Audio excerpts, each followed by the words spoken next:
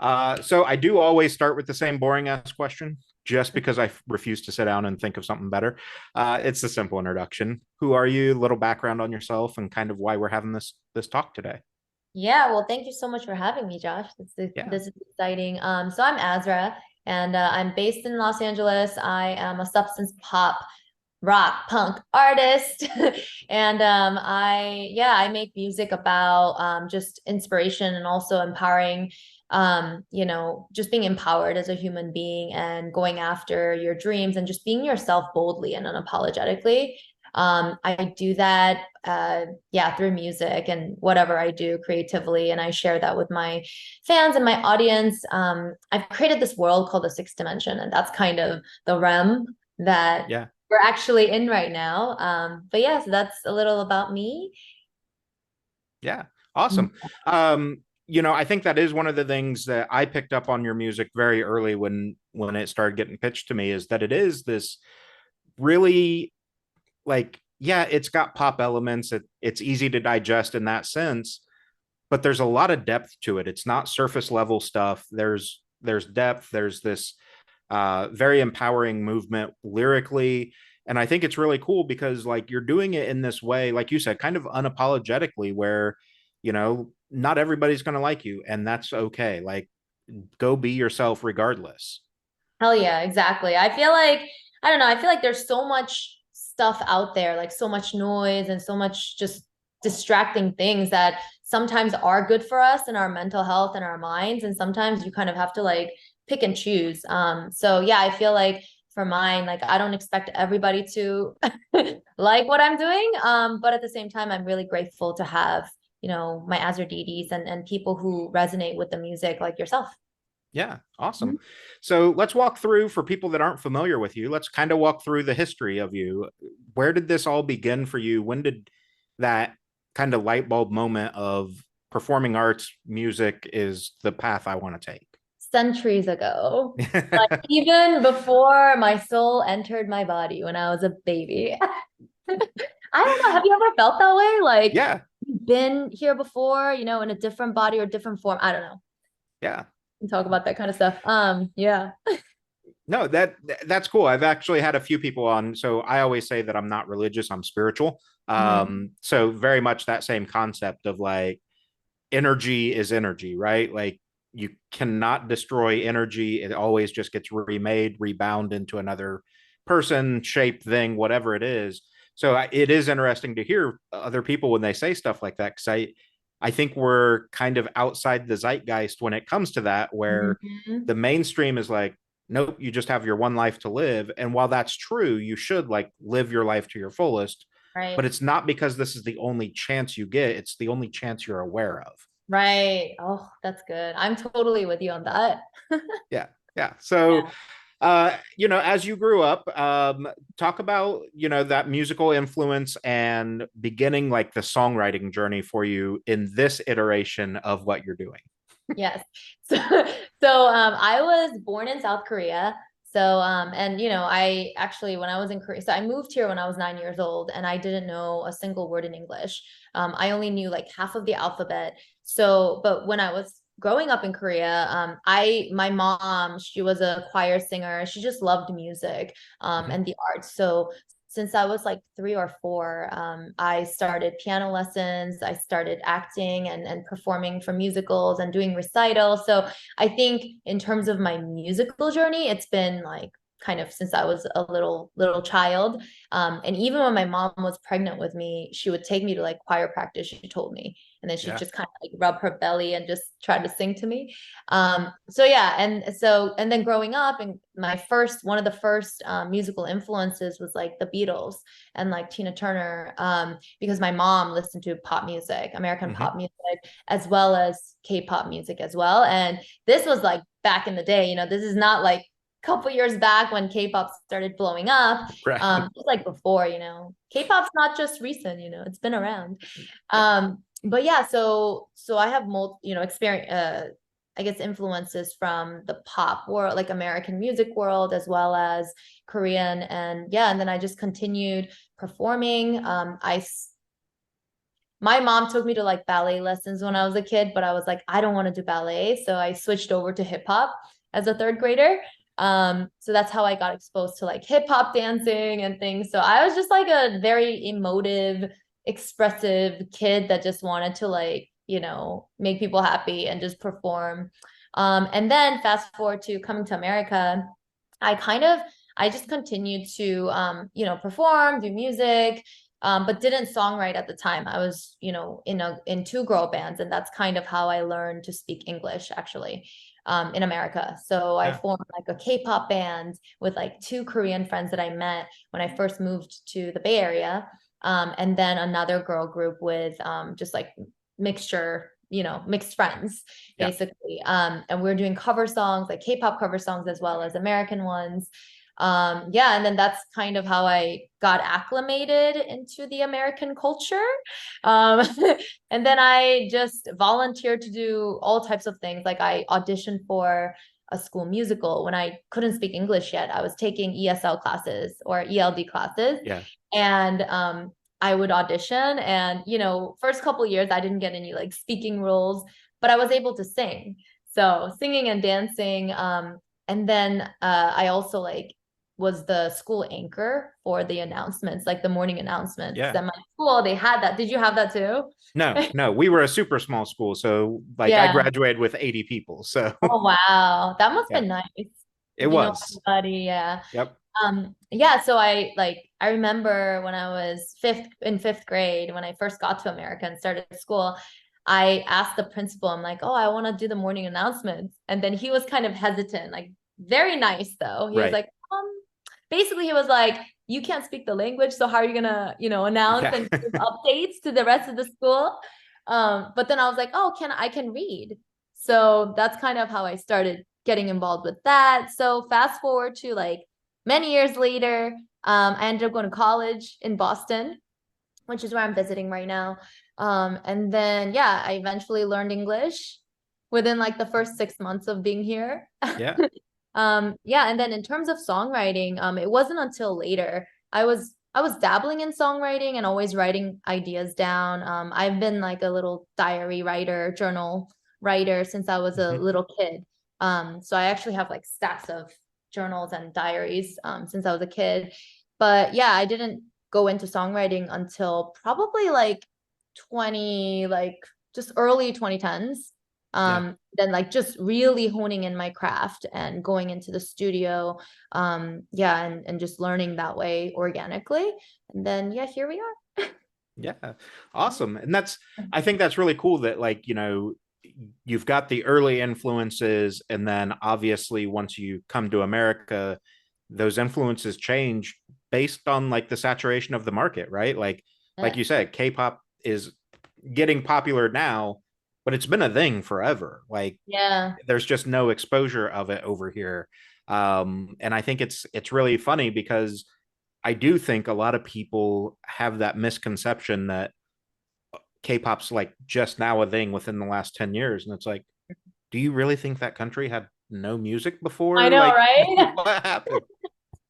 Yeah, it's mind blowing how, and like, it's going to sound terrible, I guess, but it's like the arrogance Just part of like, America, right? Like, hmm, we truly think a lot of times because of our media markets that like we are the center of everything. And like, right. if it's not here, it doesn't exist. And it's like, but it does Yeah. everywhere. Exactly. And I think that, a lot of the reason that it actually helped, I mean, not just K-pop, but like just globally, even like the Latin music and Mm-hmm. stuff, it's all thanks to like social media, right? And Right. like globalization and everything. And it's great for, us like myself, Asian American artists, because, even before, like, even when K-pop was starting to blow up in America, people were still kind of like, oh, like there isn't a lot of Asian American artists. Even now, there aren't Right. many. So I think I'm grateful that K-pop was able to break through in America and globally, because it, introduced and really warmed up our American citizens, Yeah. including myself and you and everyone else, to the Asian faces, and people doing art. Yeah. Yeah. So No, I totally agree. I think, it's really cool because like, I mean, been doing music journalism for like 20 years. So like I've had some exposure obviously over the years, Yeah. even prior to, but I do think it's been much more prevalent. And I think luckily it's not been the double-edged sword that it feels like it could have been, where like you're viewed as a novelty act. Oh, It's come in and it's been like, this is a legitimate source of entertainment. right. Yeah. And that's a really good thing to point out, because even when I was first starting to, release music back in like 2017, 2016, I remember talking to a couple, like some people in the industry, like some of the older Yeah. folks in the industry who's been in it for, over decades. And when I would get on a phone, they would literally just kind of be like, just kind of caught off guard, because they would hear my songs and my voice, and then they're like, oh yeah, this is dope, and they just expected to see like another Caucasian artist, right? Right. And then they like see me and they're like, whoa, and it's just kind of like catch them off guard. And some of them, back in the day, like they weren't as accepting, you know Yeah. what I mean? But now it's like fast forward to now, things are different. And I think it's good. I think we've evolved for the better. Well, not, yeah, I think a lot of it has to do with, like you said, social media has obviously amplified the voice that you're able to have. And like it sucks because I'm a middle-aged white man now, but the middle-aged white man ran the music industry for so long that like it was kind of gatekeepered, to your point, Mhm. where I've spoke to a lot of artists, female fronted bands especially, that talk about that, where like even being one of them in particular is Ariel from Icon for Hire.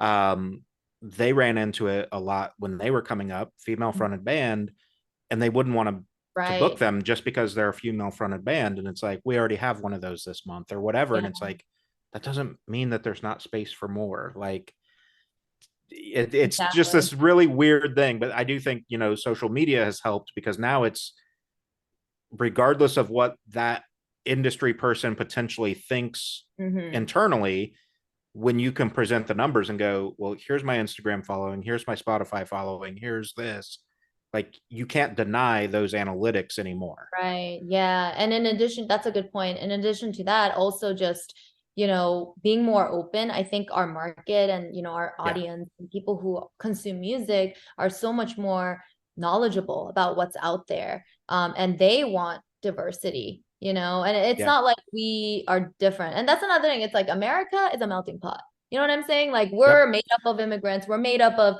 all types of people, even white people are, you guys came from somewhere, right? You know what I Right. mean?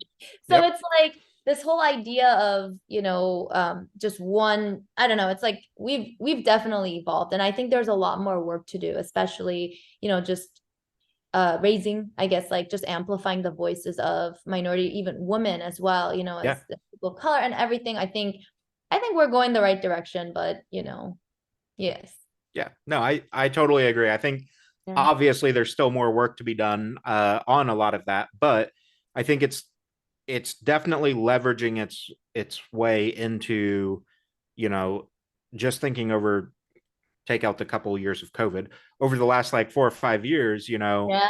you're actually getting tours that are all female fronted artists or whatever. And it's like, I remember growing up, that never would have happened. You know what I mean? Yeah. Like, you couldn't imagine going to a show and it being all female bands. And to me, like, it's one of those things. I've always said this, like, whether it's sports, music, movies, whatever, like, if you have talent, you have talent. That's all there is to Right. it. Yes. Race, gender, nothing else matters. The talent is what matters. Yeah, and it's the energy, right? So it's Yeah. like if your art can resonate with your fans or your audience, and it reaches someone in this world, whether it's like at a music venue or just like online or somewhere else, like you're doing good. And I think, again, going back to social media, going back to internet, I'm not saying that social media and internet always does good, okay? There's a lot there's a lot of Yeah. dark side to that too, right? With mental health and everything. But yeah, and it's really cool because with my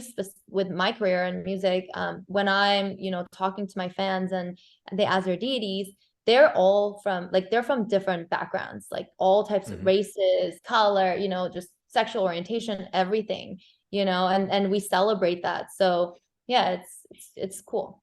Yeah, for sure. Mhm. Let's talk a little bit about, we've kind of got us up to speed on like building into the songwriting and things.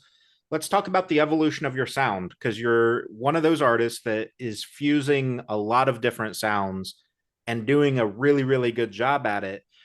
Thank How you. much of that is intentional versus just knowing what feels right?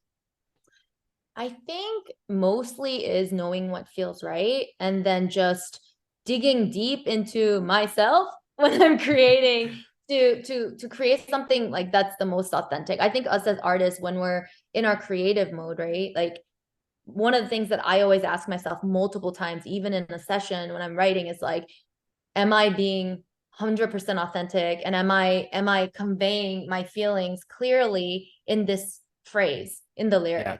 lyric? So I think most of it is like it's the gut feeling and feeling really authentic and organic about what I'm saying and being able to relate and like that's my voice.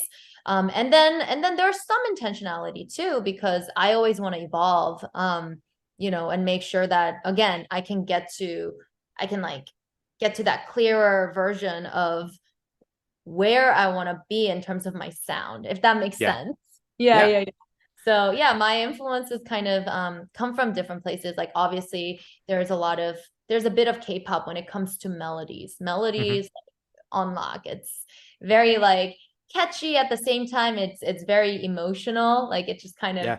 I love that. And I have a piano background, so melodies are very important to me. But I also listen to a lot of pop music, a lot of rock, a lot of metal. My entire high school career was like me and my metalhead friends. Right. And then punk rock found me in high school as well. And then there's obviously like hip hop as well, because I'm a hip hop dancer. So R&B and hip hop. So yeah, I'd say definitely more gut, but some intentions. Yeah. Well, you hit on something that I talk about all the time, and that's the authenticity, right? Like I've said it a million times because when an artist sets out, like, sure, you could sit down, there's a formula to write a top 40 hit. Hmm. It can be done by virtually anybody. You know what I mean? Like Yeah. it's a science at this point. But if there's no substance or authenticity, the listener is going to understand that that person doesn't even connect to the song that they're singing. Yeah. Why am I going to support this thing and try to follow them? So I think authenticity is huge, and I think it, to your point about mental health too, like it plays into that to some degree as well, right? Where if I'm writing about something that is honest and real to me, there's going to be other people out there that it's honest and real to as well. Yeah, absolutely. And just like, and then also your lyrics and music and sound, it's all frequency, right? Right.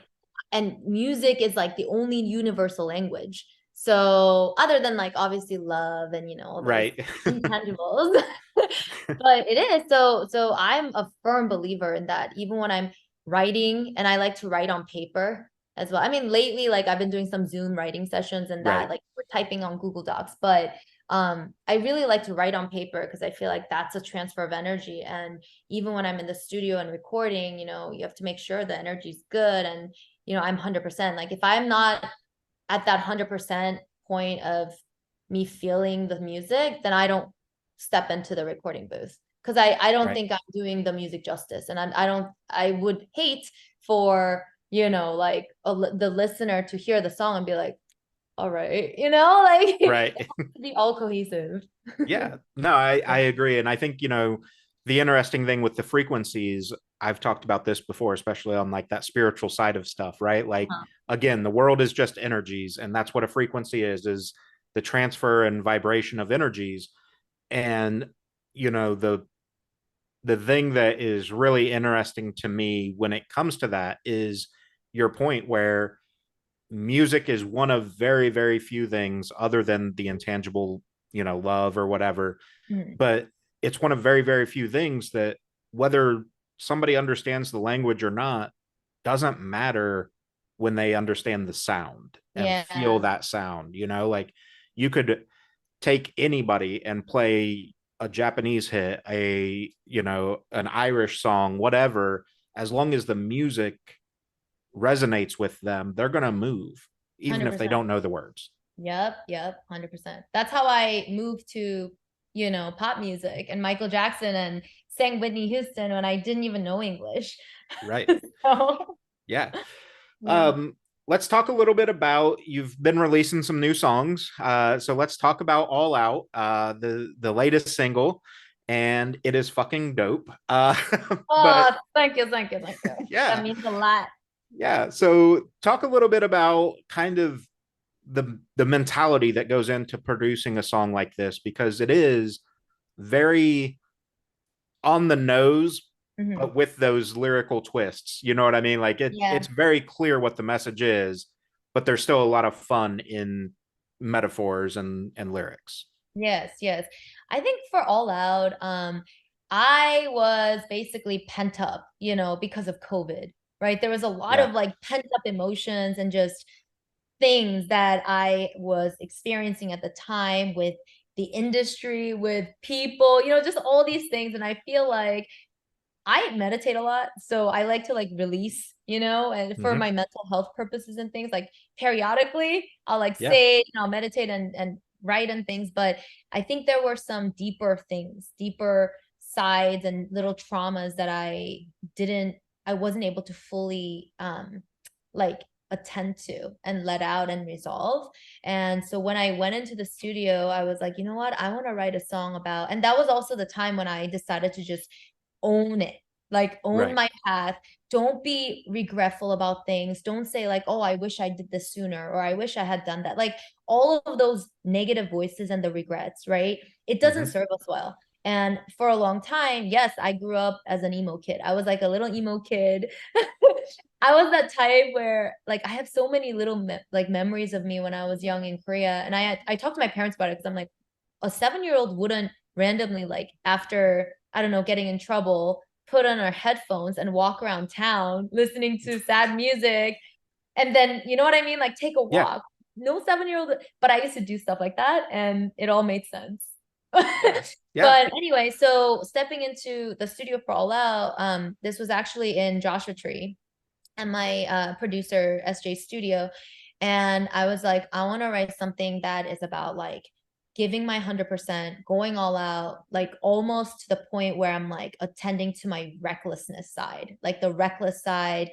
And then just like make a little, it's like an affirmation declaration song Yeah. for me to say, hey, make sure you just go all out. As long as you don't have to be perfect, you don't have to try to change your past or whatever, just own it, and then just go all out with everything that you do. So that was kind of my mindset. It was like half angst, half, angst, and then like vulnerability and not giving a fuck, Yeah. basically. Yeah. Yeah. But I think, it's one of those things, especially over the COVID years, right? Like a lot of people, maybe for the first time in their lives, were forced into some of that introspection and looking at their life and going, am I happy where I'm at? Am I doing the 100%. things that matter to me? And I think, not that you were necessarily in that spot, but this song really speaks to that with a message of like, too often, and we're all guilty of this, too often we're worried about what the other people around us are going to think of our decision, Right. even if it's in our best interest. And Mhm. it's one of those things where like at some point you just have to say, fuck what everybody else thinks.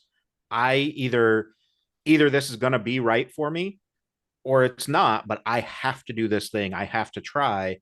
Right. Obviously, not condoning like don't go do drugs because you feel like Right. it's the right thing at the moment or whatever. But like if it's quitting a job to go find something new that fuels your passion, or you've saved up enough money to take 2 months off and you just want to be done with the job you're at, like do it. If Yeah. that's what's going to fuel your soul. 100%. That's yeah, definitely. And the thing is, sorry, break You're time. fine. You Yep. actually hear the noise because there's No. like a lot of people talk. You okay with it? Yeah, Okay. we're good. Yep. I just want to make sure. Okay, now we're on. Yeah. Okay. So okay. So yeah, so that you're spot on that. And and then also like before releasing All Out, there was a whole story. So I actually had a different career, different day job, but to many people it's actually a career, but I kind of looked at it as a day job so then I Hmm. can have the money to, fund my independent artist career. But I was a management consultant for many years. It was first job out of college. I had to support family and just, Yeah. take care of stuff, take care of business, life. So I took on this job and it was a lot, in the beginning when I first took on it, got the job, it was like every business student's dream to have this like management consulting job at a top, they call it the big four consulting company. And I was really excited at the time. And for the first couple of years, it was awesome, like Yeah. young person out of college, they flew me everywhere. I was walking into all these big corporations from like Disney to just all these big companies, and doing my thing, staying at nice hotels. They were like upgrading me to first class every single time because once you gain enough mileage, you're just Right. boom. um but I realized that, yes, I'm doing this because I need to, but I love music and that's what I want to do. So it took me quite a long time for me to eventually transition into a place where I can do music full time. And what happened was, fast forward to earlier this year, like 3 weeks before releasing All Out, I was still working a day job. And a lot of people didn't know, like people Yeah. in the industry, like people didn't know because, I'm not like, I'm doing music and that's my main thing. So I'm not going to go around and be like, hey guys, this is my day job. Right.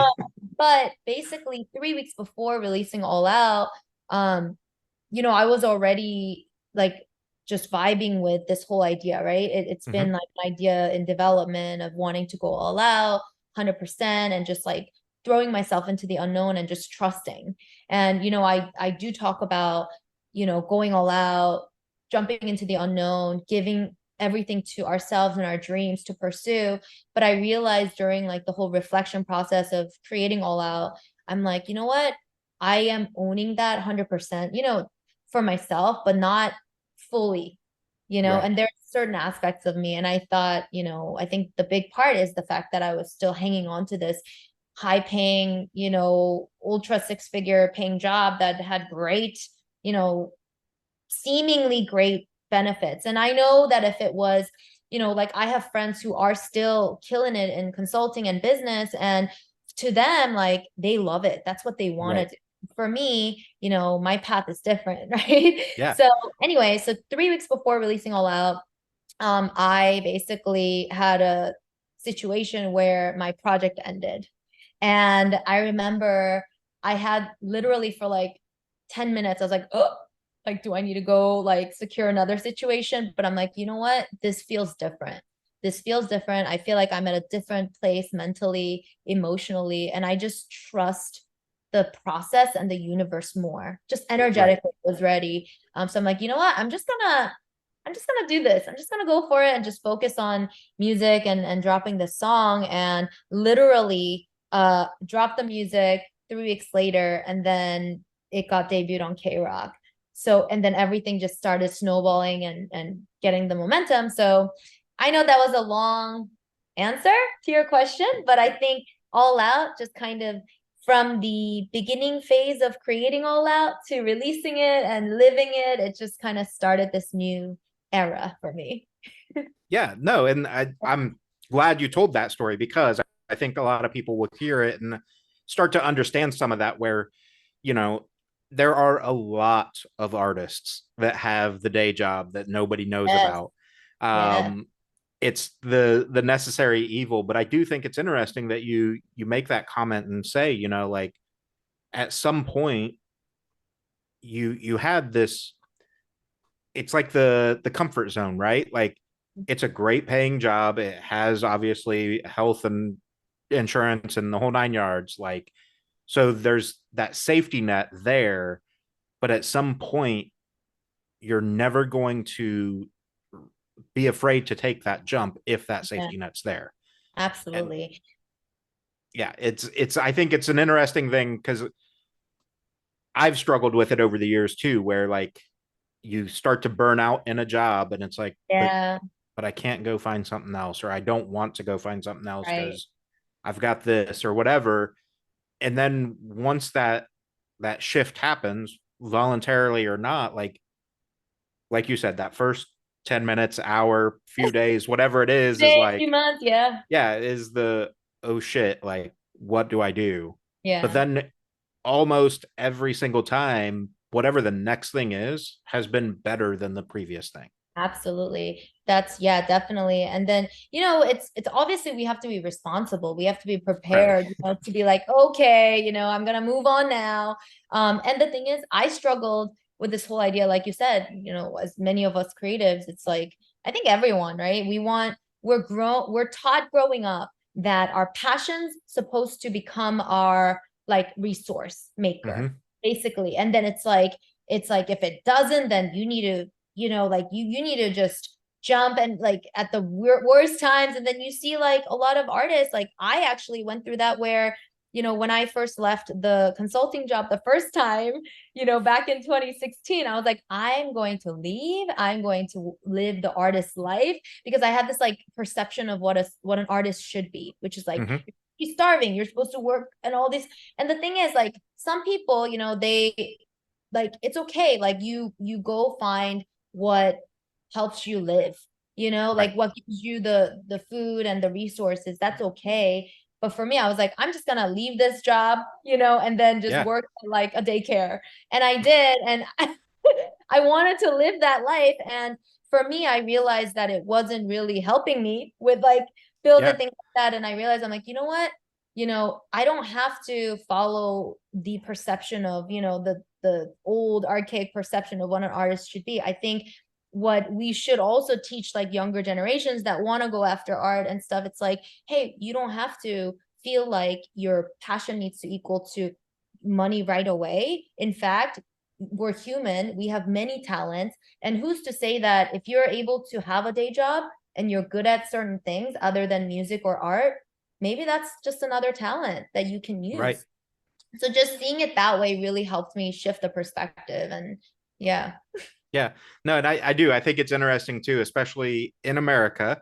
Um, it's still very much the archaic thought process of if you don't go to college, you won't succeed. If you don't go to this route, you're not going to get there. And it's like, Mhm. so like, we are taught growing up, take your passion and turn it into something that makes you money. Mhm. But the people that tell us that have the assumption that our passion is like math or engineering or whatever. And it's like, Right. okay, but what about us creatives? Like, I love photography. How do I do that? And they're like, well, we don't know. That's not a Right. thing. So it at some point, to your point, like having something that supplements you for a while is totally fair, safe, and Yeah. great. But And I think don't let it supplement you into not loving your passion anymore. absolutely. And also, I find that like if you're in a survival mode, then you can't really focus on your art. So Right. it's like if it's okay to have a day job, it's okay for us to have separate gigs that help supplement and help us live. So then we can have that mental capacity to practice our art, to do our creative stuff. So I've actually been doing that like aside, like I have like I like with with this side of I have a certain like a different other than like playing live and Mm-hmm. releasing music and doing the music thing. I also do a lot of advocacy work because I've published a book called The Cupcake Theory in the past, and I still get I like to go to schools, like different Right. schools and organizations, and do like I call it motivational storytelling, where I talk to the students and share some songs and talk about issues and things that they think about, while Yeah. they're in school and as teenagers and things like that. And I like to kind of bring that up and say, hey, like, because a lot of them like, I don't know what I want to do. I don't know. I need to go to college. I know I'm studying and I'm being told I need to take all these AP classes, but like I'm still trying to figure it out. And I'm kind of that like I'm kind Yeah. of that nuisance that comes in and I look at the teachers, I'm like, okay, let me share with you my thought. And I was like, you don't need to have all the answers right now. You can just do you like be 100% in what you are and where you're experiencing right now. And, you know, eventually as you just continue to dig and do what you love and focus on your present, then it's gonna come. And, you know, you won't end up like a lot of millennials, right? Just going to college for the fuck of it. Hey, I fall in that category. I've got an associate's degree that I've not used since I got it. Like legitimately, I got the piece of paper. It's in computer applications and programming. I was going to Wow. continue school and do Yeah. all that, and I had some life changes happen while I was getting the associate's part. Mm-hmm. I finished that and I was like, fuck this. Like I don't love this. I don't, you know what I mean? Like it just, I was going down the traditional route and it just wasn't for me. And I think it's slowly that narrative is shifting. I think there are more people now saying like, again, don't say fuck off to school entirely. Like you should have Mhm. something you can fall back on. But like if your passion, you mentioned cupcakes, if your passion is baking, then fucking figure out how to be a baker. Like go I do hate that baking, by thing. the way. I hate But baking. okay, but But yes, I'll the mention birthday dish cupcakes. cupcake. Yes, yes. No, Yeah, no, no, no. That's a great no, that's a great point. I just needed to slide that in there. I'm like, right. I really suck at baking. But but Yeah, yes, I agree. Yeah. yeah.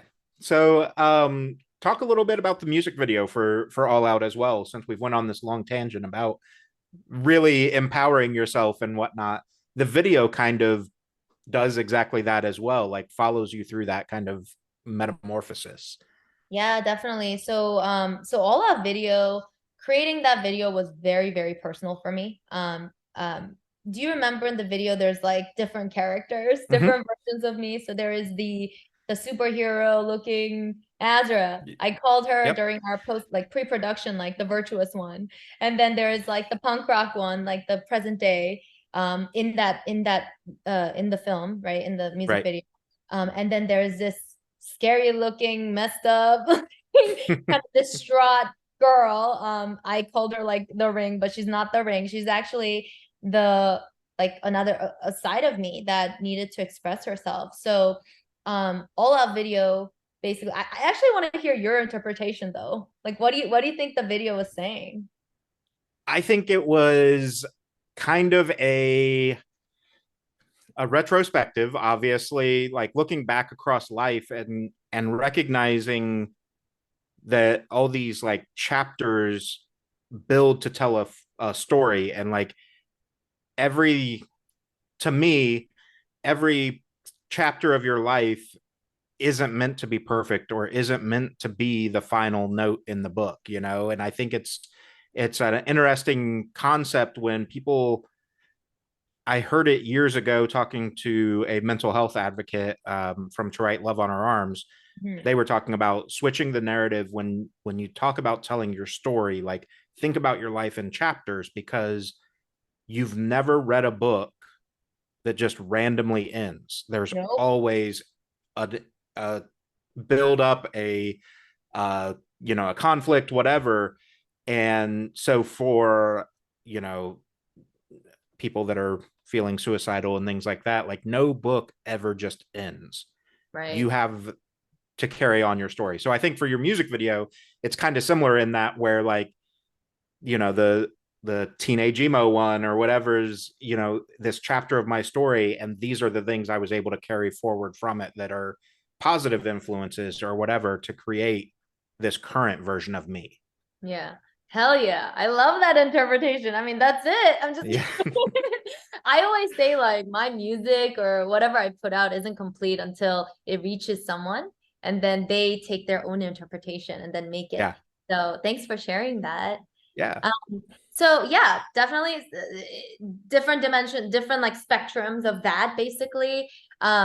So basically all out the music video, so growing up, I always had this image of like this little girl inside of Mm-hmm. me.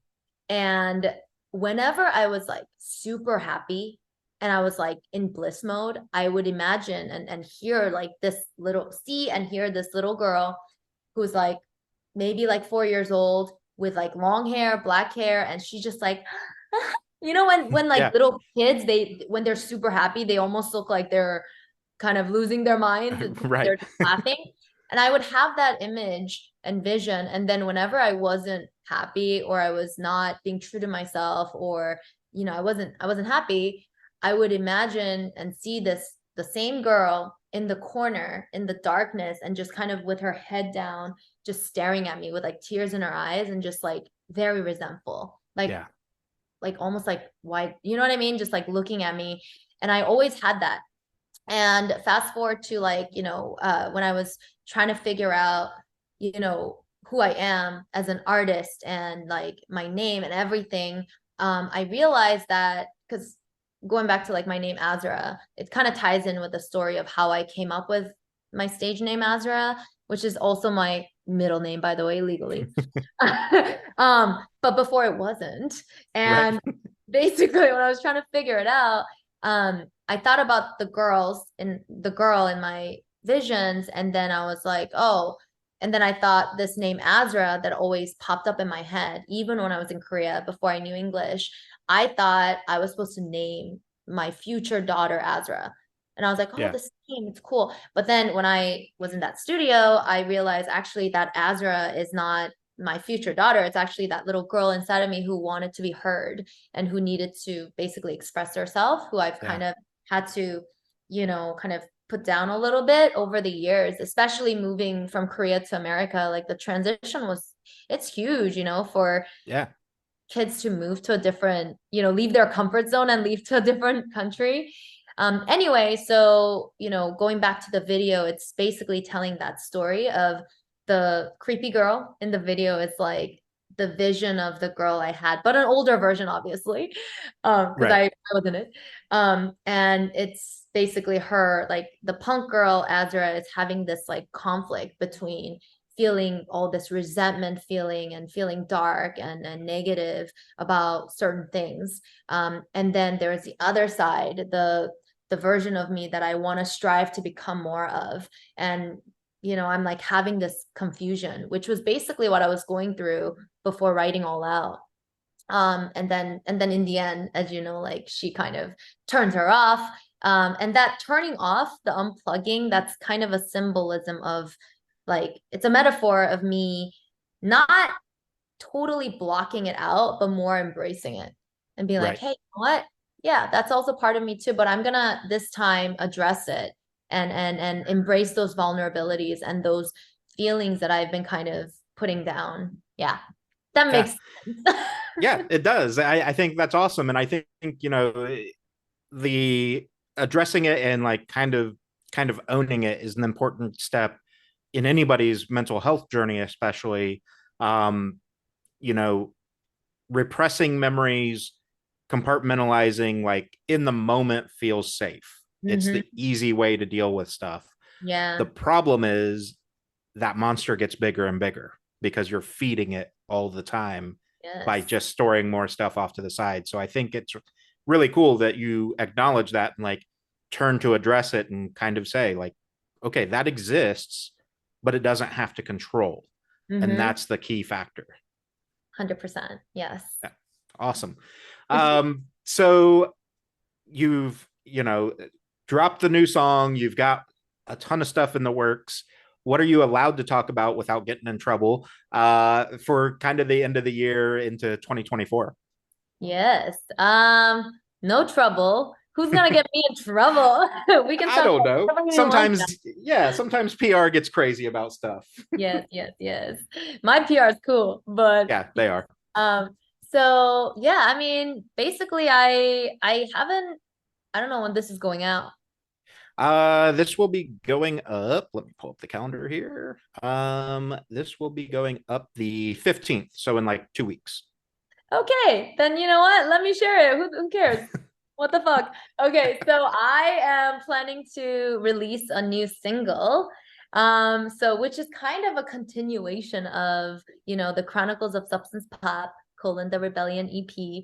So we're continuing to dig into this rebellion mode.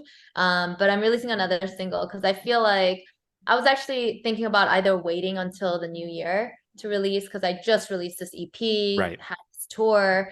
And there's so much more to share about the EP, the story, and just, you know, and people who are listening and who like the EP, they're also sharing their story. So I don't want to cut that off, and we're not. But this upcoming single is gonna be like an addition to the new stuff. Yeah.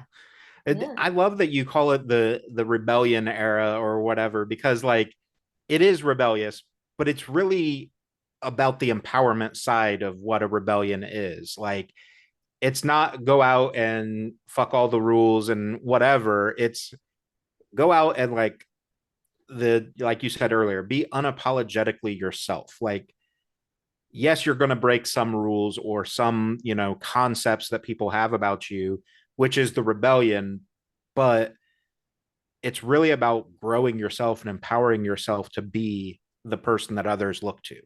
Yeah, 100%. And that's spot on. Like the entire EP, there's 5 songs there, and it kind of takes us into a journey. So like the first song is called The Sixth Dimension, and I wanted to kind of introduce, for those people who don't know what the sixth dimension is, introduce this world of no inhibitions and letting go and being yourself and just feeling free to go after what you want. So that's kind of like the intro thing. And then now it begins the rebellion, the unraveling process of our emotions and our history. And there's so much more I feel like us humans have to unravel, right? Because like Yeah. we were born all like 100% and, you know, pure. And then over the years, we just pack on all these ideas, and then we spend like the rest half of our lives trying to undo all that to get to that baby state. So then after the first song, we go into All Out. And All Out, like we talked about, it's like, hey, it's okay to be reckless. It's okay to go all out. Let's just give 100% of us, and then we won't have regrets. And then the next song is called I Wish You Cry. And that song, it's all about embracing your vulnerabilities and breaking down and letting your tears fall when you want to. Like, why do we have to hold back? You know, we were always told like, oh, crying is, you know, showing weakness. But now it's different, right? It's like you Yeah. want to cry. That is courage. So that song encourages that, and that kind of takes you into this world of like feeling and vulnerabilities and breaking down. And then the next song is Bring Me the Crown. So it's like vulnerability, breaking down, and then it's like, oh, my eyes are clearer after releasing some tears, and now I'm gonna, you know what? Like, I'm gonna look for my personal power, and I'm gonna eventually claim that crown that's in all of us. So that's Yeah. what that song is. And then it takes you into another song called Soul Ties. It's a whole story. Yeah. Soul Ties, and that song is community. It's about seeing the people around you who care for you, who support you, and who you support, and just surrounding ourselves with people that lift each other up, basically, and finding your roots, and all that stuff. So yeah, so that's kind of like you said, you know, the rebellion isn't just about, hey, go, you know, go burn things and go crazy. It's not. It's really going deeper within ourselves and really trying to work through our emotions. And then getting to the place where we can be 100% authentic, where we can go after our dreams and just be unapologetic about things. Like, why are we so nervous about things? You know, like why do we have to ask for permission in life? Yeah. No, you just gotta like respect others, respect yourself, and you know, everything else you do. Yeah. So yeah, so the next single is just a continuation of that. Yeah. Awesome. I think it's interesting too. You make mention of like the kind of why do we have to ask permission when it comes to like expressing ourselves and showing vulnerability and stuff. And it's, especially as a male, the toxic masculinity that I grew up with of like, you don't cry, you don't talk about your feelings, you don't do these things. And it's like, but why? Like at the end of the day, aren't we all just fucking people? Aren't we Right. all just Hell trying to yeah. to survive? So I yeah, mean, that's you boys were babies too. You know, when yeah, you were born, you cried. yeah, So why were like men told to not cry? Like that probably added to the angst and the resentment, which probably led to toxic masculinity. You know what I yeah, mean? yeah, absolutely agree. So kind of as we transition to the end here, I refuse to sit and think of ending questions. So I bought this game called Hot Takes, and Oh, it's just weird opinion, or not weird, but just opinions, and you agree, disagree, whatever. okay. So I'm going to ask you a couple of them. Uh, the first one is that baths are better than showers. Eh, do I just say agree or disagree? Or you can Whatever. expand on it if you want. Yeah. I mean, that depends. Yeah. Like, I like showers, but I love baths when I feel it. Right. Yeah. My baths have to be like 100% like all out. I can't just like take a bath and then like a shower and come out. Like if I'm doing a bath, I need my candles, I need my like swirling jacuzzi, and Right. I need my aromatherapy, the salt, the face mask, the wine, the music, everything. Yeah. If not, shower is better. Right. I think to me the caveat is if we're talking about like for relaxation, it's baths. If we're talking about trying to clean yourself, it's showers 100%. Like you're Yeah. not sitting in a bathtub trying to clean yourself. Right, exactly. And it's very important actually to shower before you go into your bathtub. Mm-hmm. Yes. Yep. Yes, Uh, the next one is that ghosts are real. 100%. Yeah. Like I said earlier, you can't 100%. destroy energy. No, actually, this is crazy that you asked me that question, that you pulled this card, because yesterday was Halloween Mm-hmm. and I'm in Boston, and I heard, the Salem city, Yep. city Yep. of Massachusetts called Salem. I still haven't visited there, but I'm going to before I leave this on this trip. But yeah, and then this morning, so yesterday was Halloween, so I heard Salem was like crazy last Yeah. night. And this morning when I was driving, um, one of my family members, he was just like talking about like ghosts, and I was like, oh. And then I thought about Casper. Casper the Yeah. Friendly Ghost, Yeah. classic. And then I was like, what if like Casper was created by, I don't know the history or background. So I was Right. like, what if it was created by someone who really believed in ghosts and they wanted to kind of shift the narrative of the ghosts, you Yeah. know? They created Casper the Friendly Ghost. Yeah. Absolutely could Oh, be. I'm I going. I no, I think, So random. for a long time that was the narrative, right? Like ghosts are scary, they're bad, they're evil, whatever. But like why? Like who says that? Like Yeah. again, if it's just energy that can't be destroyed, scientifically we've proven energy cannot be destroyed. So like to me, yes, ghosts are real, and like you're going to have some maybe that are Mhm. bad or Yes. resentful or whatever, but you're going to have just as many that are benevolent and like trying to help you and guide you or whatever. I some people will call it like divine intervention or whatever, but I do think, like maybe the reason that you stopped to tie your shoe is because a ghost untied it so that you didn't get hit by a car or whatever. Like it's Yes. just crazy stuff like that that could be a I'm hundred all percent about real. that stuff. I can talk about these things like forever. And what's crazy is growing up, I was so scared of like scary movies, dark places, but now I'm like, oh yes, I definitely feel the vibe. Yeah.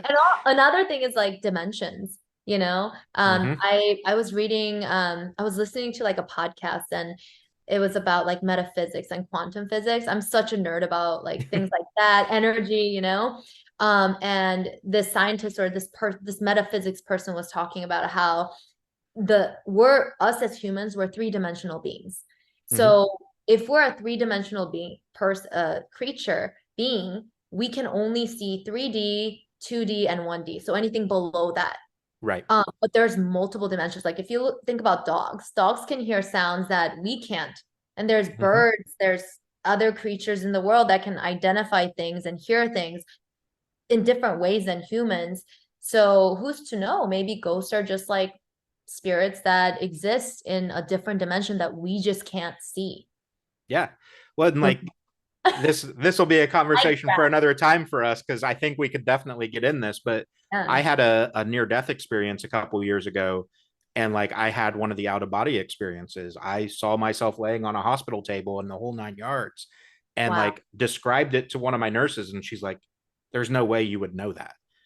And so like, I have the yes, children I, now. yeah, yeah, it's super crazy. But yeah, like I've, I believed it before, but obviously after that, it's just been more prevalent in my mind that like we are, our souls, our energy, whatever, is way more powerful than we can even begin to comprehend. 100%. Yeah. Yeah. Woo. Yeah. This Yeah. is another Crazy. conversation. The last one I'm going to go with is the music that I listen to affects my mood. Music that listen to affects my mood. Hell yeah. I mean, I'm a Yeah. musician, so yes, yes, Yeah. definitely. Well, I think, to your point earlier when you made the connection of like putting on your headphones and walking around, listening to sad songs, whatever, like I've been told all throughout my life, I'll listen to sad music when I'm sad or, angry music, whatever. And I've had family and friends that are like, I don't get how you can listen to that stuff. Yeah. And I'm Yeah. like, because while it maybe makes you sad to hear that content, it makes me not feel alone. It makes me feel better because somebody else has gone through it. 100%, absolutely. That's yeah, same thing for me. And another thing that I do is I like to listen to like sad music when I'm not sad. Mm-hmm. I feel like when you listen to sad music, and first of all, like what's the definition of sad music, really? You know what I mean? Yeah. Like, is it the melody? Is it the lyrics? Yeah, I mean it could be all, but sometimes I listen to sad music, and it's very like it helps you. I don't know. I think it helps you. It like helps you with your creative mind too. Mm-hmm. You listen to something that, might be categorized as sad or has that overall vibe, but then you're feeling good. It gives you a different perspective. So, finding, yeah, yeah, for me, it's like happy music doesn't necessarily make me happy. Right. Sometimes I get annoyed or like I get sad sometimes, I'm like, why is this thing so uppity right now? I don't want to listen to that. Yeah. But, it's, yeah. So I think it varies. Again, going back to frequency and energy, it's like wherever you're vibrating at that moment, maybe like matches with something that is sad. But what if like when that artist was recording that song, she was actually in a different mood? I don't know. It's Right. all No, yeah. I spiraling. fully I fully agree with you. And I think, Yeah. the last thing we'll say on this before we transition to the end, is, we go back and forth with that vibration thing. I've got friends that just cannot get into like EDM and dubstep and stuff like that. And I'm like, why? And they're like, there are no words in most of it or whatever. And I'm like, right, because it's music. Like Mm-hmm. music doesn't have to have words. Beethoven did not write any fucking words to anything he ever 100%. composed. Yes, yes. 100% agree with that. Yeah, yeah, it's nuts. So basically, to end, I I do the thought we don't same. have endings in life. I thought We everything's don't, to end this episode, to okay, got put it. a pause or a comma here. I'm just So fucking with you. It's fine. yeah. um Basically the end of the episode is the traditional outro, right? I give you the floor, promote whatever you want to promote. Where can people find you online? I'll link all the socials and everything, obviously, but kind of what's the best way to interact with you? Sure. Well, thank you so much again, Josh, for having me here and sharing our chat with your audience and everyone. So yeah, my music is on all the music platforms, Spotify, Apple Music, type in AZRA, you'll find things. And and follow me on socials. I have an exclusive like mailing list called the Sixth Dimension mailing list that people can sign up for, and that's like a secret way, not secret, but like a Yeah. covert fun way for me to just type away and record Yeah. away and share it exclusively with my Sixth Dimension audience. And I also have a Discord server called the Sixth Dimension, where you can join and just join our community. We don't just talk about my music, we actually talk about just like mental health and just things that interest all of us. So yeah, come over. Yeah, and then coming up again, my new single is dropping on November 17th, so 2 days from now, right? Yep. And yeah, it's called Outrageous. So come check it out, and I'll definitely be dropping a lot more music next year, and hopefully I can see everybody on tour in your cities next year. So stay tuned. I put all my updates and things like that on social media. So Awesome. I appreciate it so much. This has been a great chat. I'm sure we're going to have more, especially if we're going to go down that ghost path and talk about all that fun stuff. have to. I'll have a glass of like bourbon or something next Yeah. time when we Yeah. chat. All good.